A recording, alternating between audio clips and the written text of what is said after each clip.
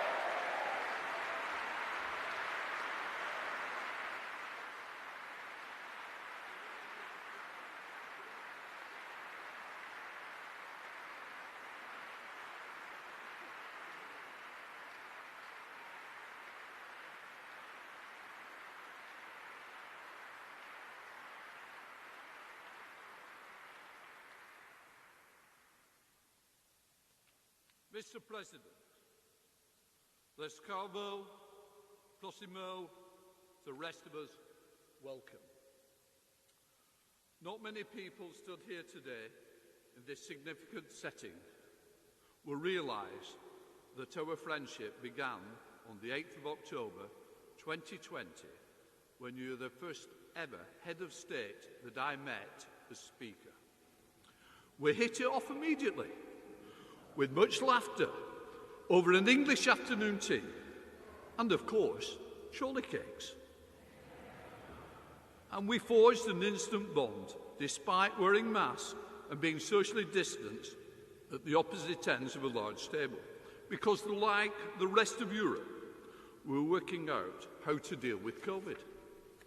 Little did we know that our relationship would grow in such turbulent times.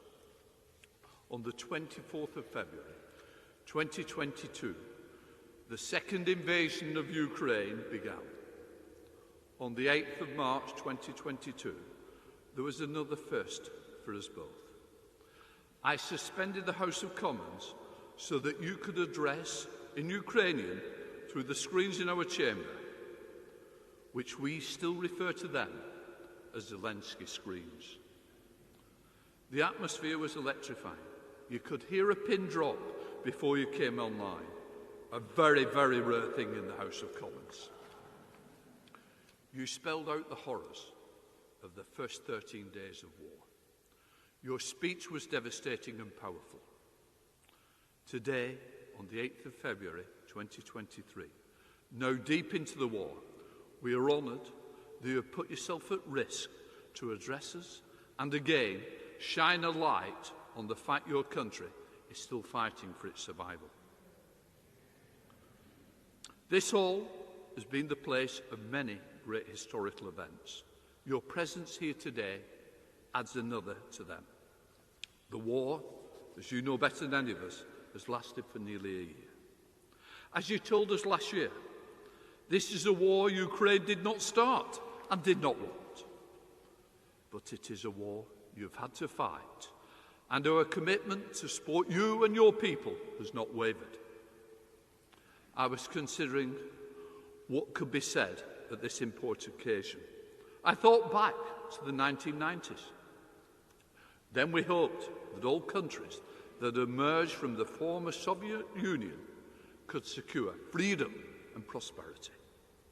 There was a moment of hope over that time, and we knew it would be a long time that each country could choose its own destiny. It is a tragedy that Ukraine's efforts to bring freedom, prosperity to its people has been met with war and death. Last year, building on our friendship, I welcome your wife, Madame Zelenskyy, to Parliament to open deliberately a provocative exhibition. I wanted to ensure the experience of your people is kept at the forefront of our minds. I do not believe any of us in this room were complacent about the reality of conflict, but those displays shocked us. The images stayed with us. They brought home the horrors of war. Horrors inflicted on your people, fighters, civilians alike. Horrors which cannot be avoided or denied. I applaud Ukraine's refusal to forget what is you and your people are fighting for. In the words of the Ukrainian Eurovision winners, Kalusha Orchestra, they said, "I always find my way home, even if all roads are destroyed." Fighting for a country is not simply fighting for territory. It is a fight for home and for an ideal. The endurance of the people of Ukraine, honours those ideals. Their refusal to allow war to destroy their humanity honours their ideals. Quite rightly, last year you said, Ukrainians have become big over the 13 days of this war. You have become even bigger in your determination, not just to fight for your country, but to stand by the ideals you are fighting for. We will not give up on those ideals. We will continue to support you against that Russian aggressor. And I pledge here today, in front of all of you, to do all I can to keep the plight of Ukraine in the spotlight. Later this year, the UK and Ukraine will be united in music, but we will always be united in our unwavering belief in the power of democracy. Slava Ukraina. Mr. President, please.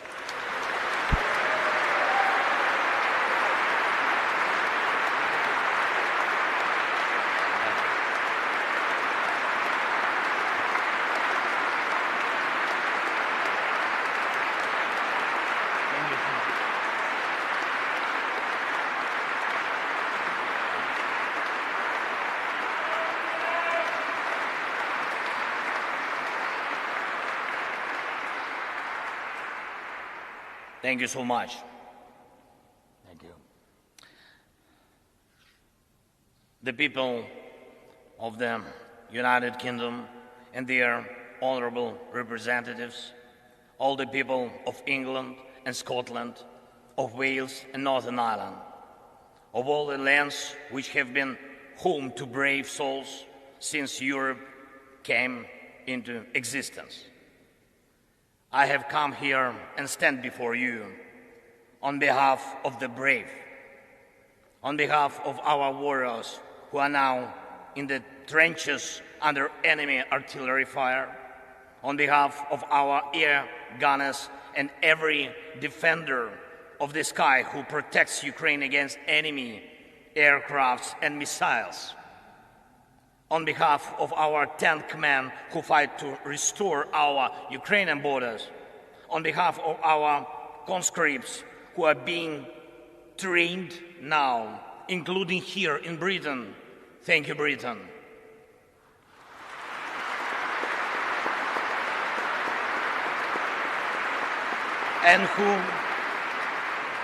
And who will be then deployed to the front line, skilled, equipped, and eager to win. On behalf of every father and every mother who are waiting for their brave sons and brave daughters back home from the war. Mr. Speaker, you may, I think, well remember as roughly more than 2 years ago, we met with you here in Parliament. Great honor was for me. And I remember we enjoyed tea. We talked, of course. We talked a lot about our people and about our countries, about the British and Ukrainian political traditions. Mr. Prime Minister Rishi, when we had our meeting today, and I said to you that I would tell you I will tell a story in my address to the Parliament, and a story about my feelings on my first visit to London as President in autumn 2020. The program was packed. Royal Highnesses William and Catherine, and Buckingham Palace, and aircraft carrier of the Royal Navy, the Westminster, of course, Downing Street, and of course, the war rooms. And there is an armchair in the war room, the famous Churchill's armchair, and a guide smiled and offered me to sit down on this armchair from which war orders had been given. And he asked me, how did I feel? And I said that I certainly felt something.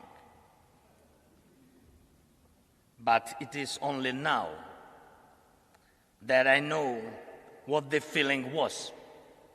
And all Ukrainians know it perfectly well too. It is the feeling of how bravery takes you through the most unimaginable hardships to finally reward you with victory.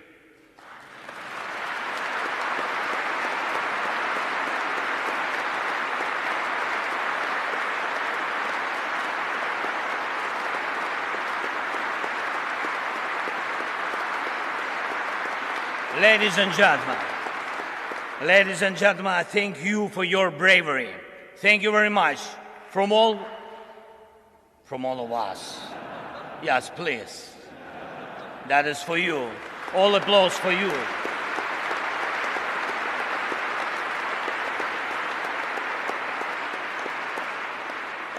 London has stood with Kiev since day one. From the first seconds and minutes of the full-scale war, Great Britain, you extended your helping hand when the world had not yet come to understand how to react. Boris, you got others united when it seemed absolutely impossible. Thank you.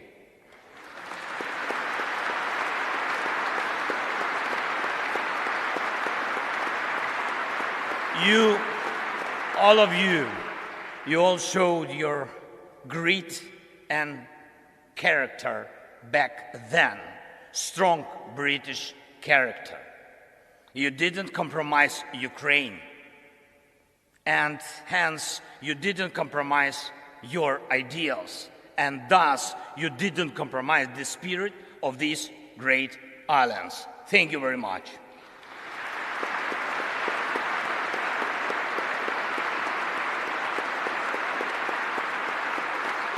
And of course, everybody understands that our countries knew absolutely different times. Our nations defended freedom in the Second World War. The Iron Curtain divided us. Our people went through crisis and growth, through inflation and periods of social losses and social gains. It was tough, but we always found strength and stamina to move ahead and achieve results. This is the bedrock of our land and your traditions. Ukrainians and Brits defeated the fear of war and had the time to enjoy peace. No matter what we encountered on different stages of our and your formidable history, and you and us and the whole mankind achieved similar result. Evil lost.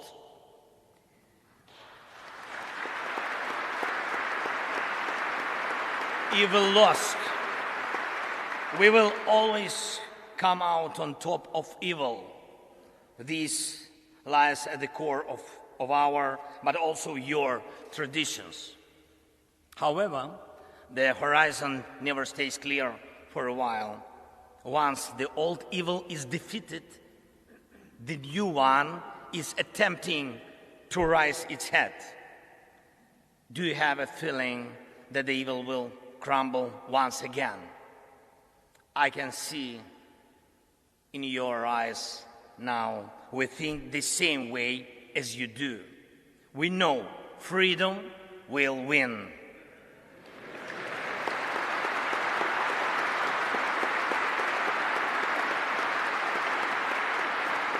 We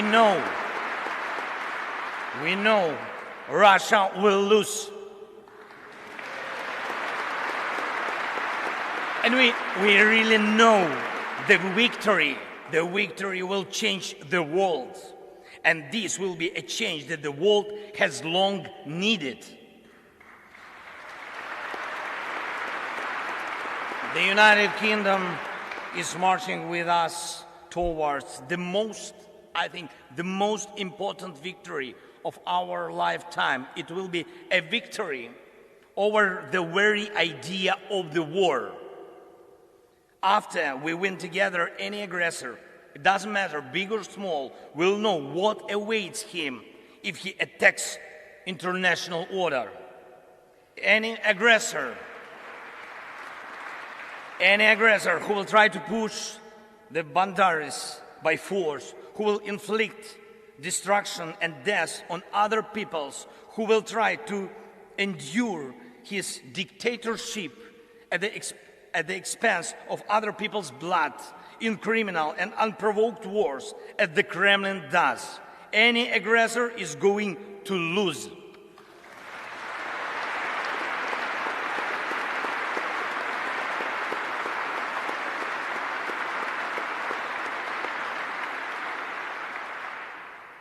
Ladies and gentlemen, we have already achieved remarkable results, and we must make every effort to turn our achievements into the foundations of the future global security architecture. The world needs your leadership, Britain, just as it needs Ukrainian bravery.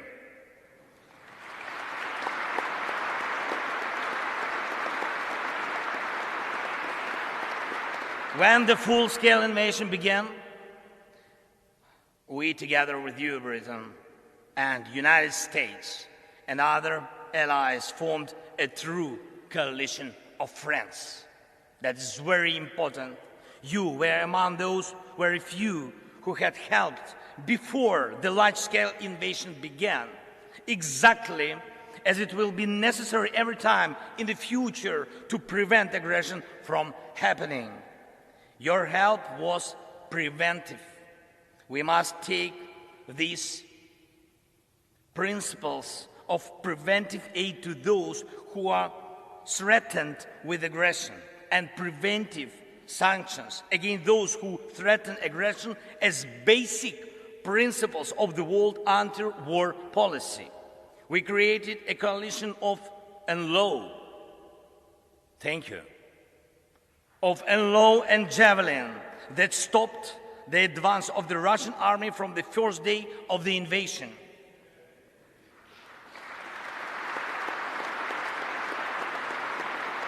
We built the coalition of artillery rounds and a coalition of air defense, which allow us to save the lives of our children, of our people, of our civilians, our women, our elderly, and our cities from Russian atrocious occupation and missile terror.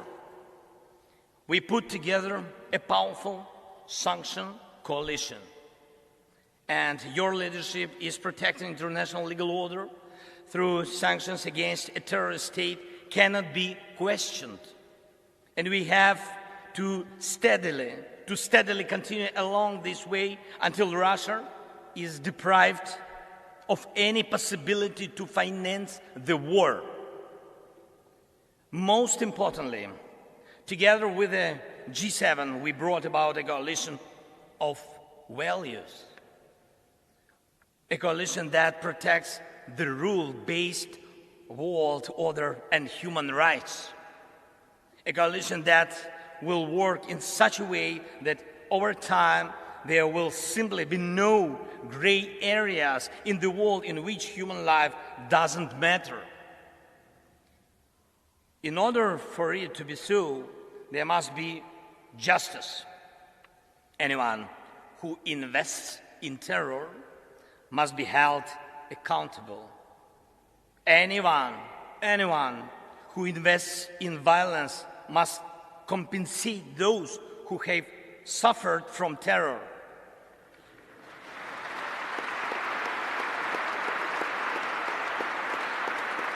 Terror, aggression, or other forms of state violence. Our proposals for the creation of a special tribunal for the crime of Russian aggression against Ukraine and special compensation mechanism which will compensate war losses at the expense of Russian assets are based on such principles. Justice is one of 10 elements of the peace formula proposed by Ukraine and supported by Britain. I thank you for your readiness to invoke the formula. Thank you, Prime Minister. Thank you very much.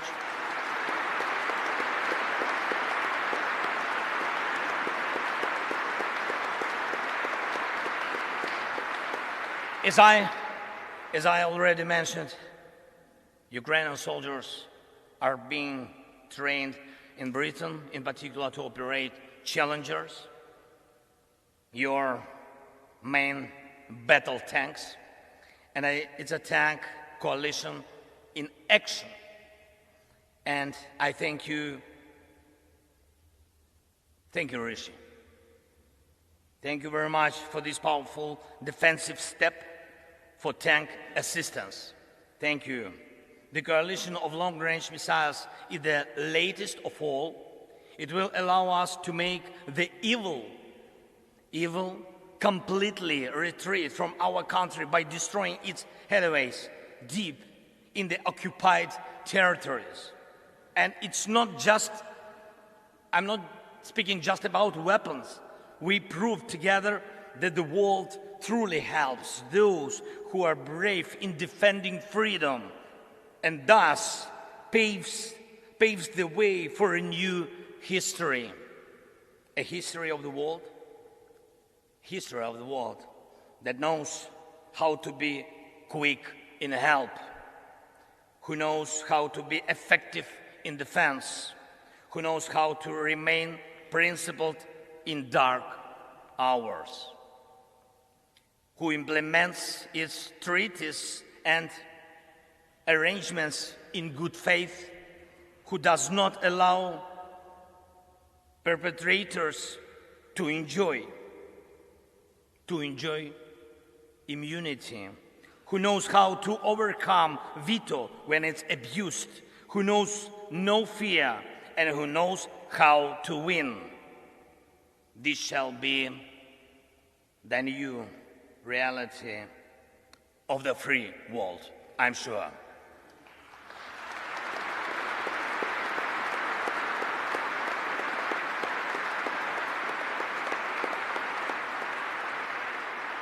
However, evil is still around today, and the battle continues. Yes, we know how it's going to end and how we are going to feel on the day victory comes. Every day we continue to pay with lives, pain and tears for bringing victory closer, with the lives of our people, our heroes, whom we lose in battles, with the lives of our heroes who take life and death risks every day to save as many of our soldiers and civilians as possible. And today I will have the honor to be received by His Majesty the King.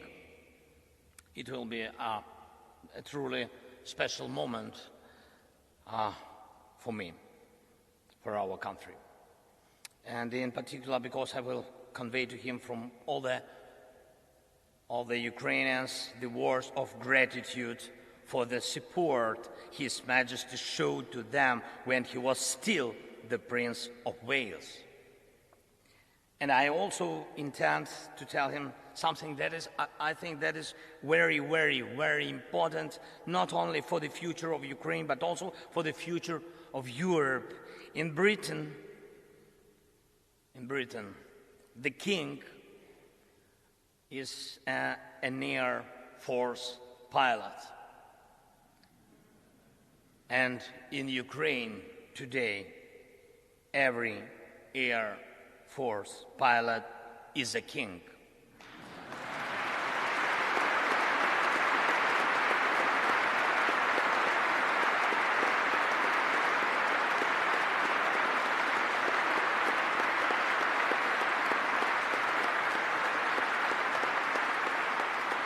For us, just for us, for our families.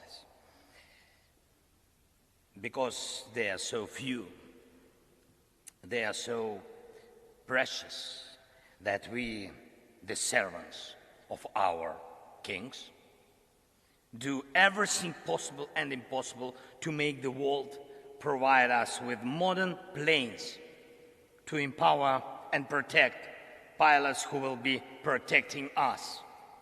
And I am proud of our Air Force.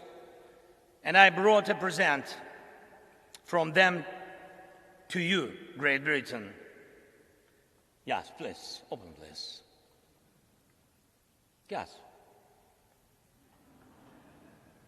Yes. To the speaker. Yes, speaker. I will. And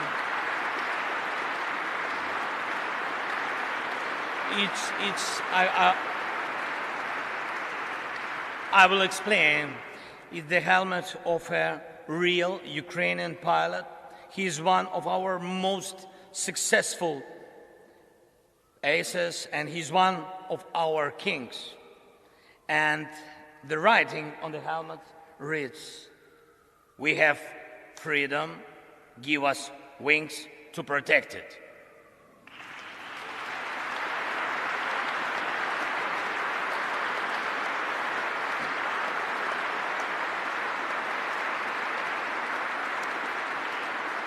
I trust this symbol will help us for our next coalition of the planes, and I appeal to you and the world with simple and yet most important words: combat aircrafts for Ukraine, wings for freedom.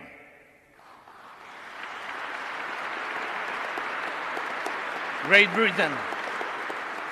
Britain, you and us both struggle for peace, but instead of we are forced to face the range that seeks to deprive us of peace and everything else that is valuable in life. Unfortunately, it is in human nature to allow evil mature.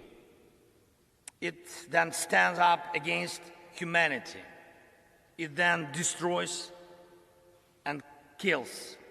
It launches aggressions and breaks people's lives.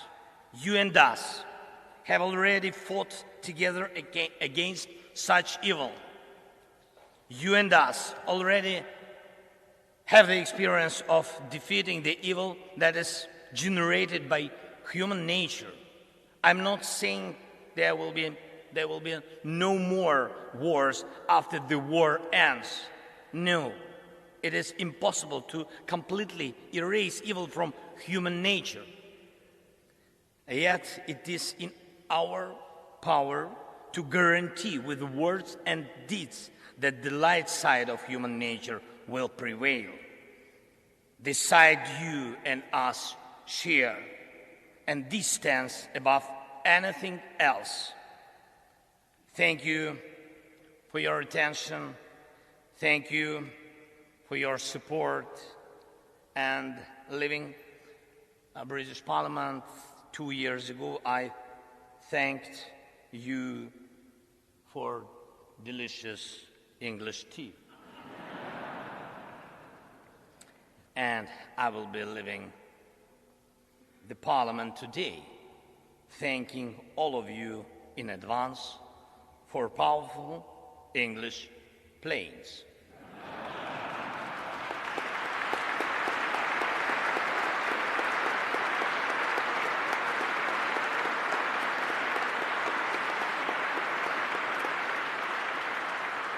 By the way, it's almost 5 o'clock.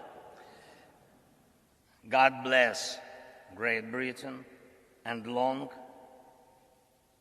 live the King. Slava Ukraini!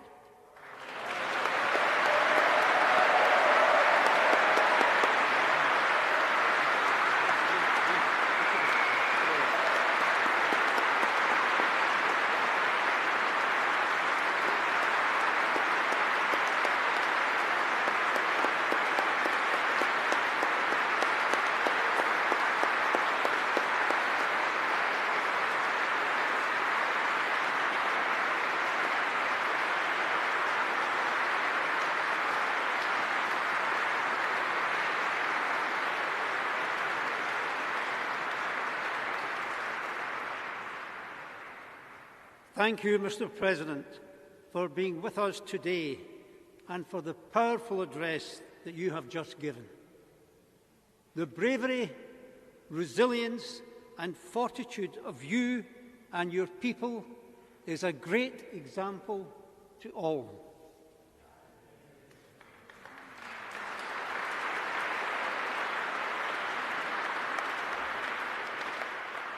Mr. President, this great hall in which we stand, with its walls first built more than 900 years ago, has seen many speeches from great and iconic leaders. Today's event will weave a new panel in that rich tapestry of history. Thank you.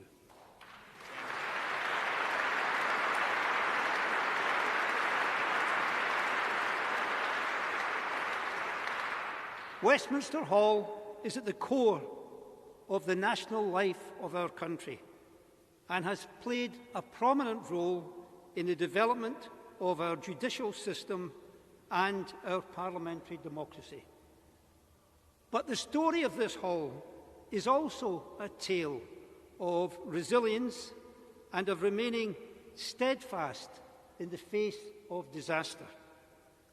While fire raged around this site in 1834, destroying our old Parliament, Westminster Hall stood proud.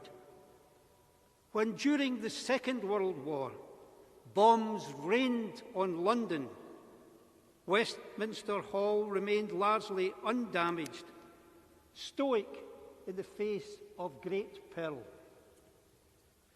This hall reminds us that in the face of challenge and conflict, symbols of our national identity and sovereignty will endure, giving powerful and visible hope to our peoples during times of tribulation. In the same way, the endurance of your government and its institutions in the midst of a colossal threat to Ukraine continues to inspire your population and millions more beyond your borders. This endurance and inspiration rests in large part upon the leadership that you have demonstrated since your country was forced into this terrible conflict.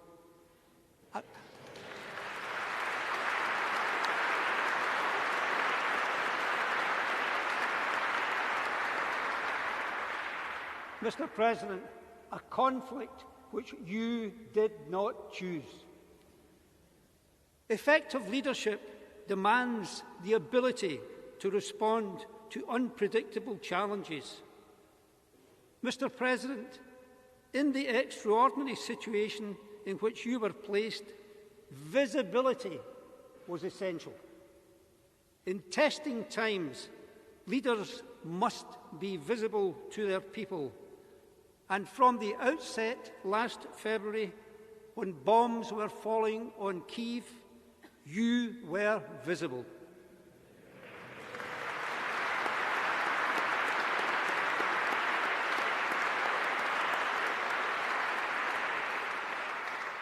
Broadcasting from the streets of your capital, you reassured Ukrainians and indeed the world of the determination of your government in the face of violent aggression. Your leadership has been steadfast. In the early days of this conflict, some suggested that the Ukrainian state could not withstand the Russian threat and that the war would quickly end. In one of your broadcasts during the early bombardment, you famously said, "We are all here." You did not leave. You showed the world that your government was still at work in Kyiv and was fully committed to the defence of Ukraine. Your people have followed this example with an inspirational display of bravery. Vision has also characterised your leadership. You have not only expressed your belief in the continuing ability of Ukrainians to withstand aggression, but have embodied that belief, offering hope of a reconstructed Ukraine playing its full part in the future of Europe. That vision will continue to sustain you and your people in the difficult times ahead. Finally, a great leader never gives up. Selflessness and bringing people together are the essence of leadership. Mr. Speaker, Mr. President, you exemplify these qualities in abundance.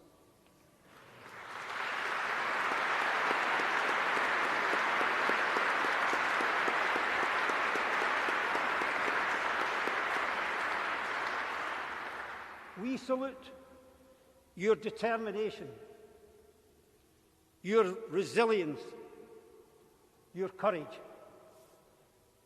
So let me thank you once again, Mr. President, for your visit today. We wish you and the Ukrainian people success, strength, and fortitude. You are not alone in this struggle. This Parliament, and indeed the country, stands with you in solidarity as you continue this noble fight. Thank you for your visit, Mr. President.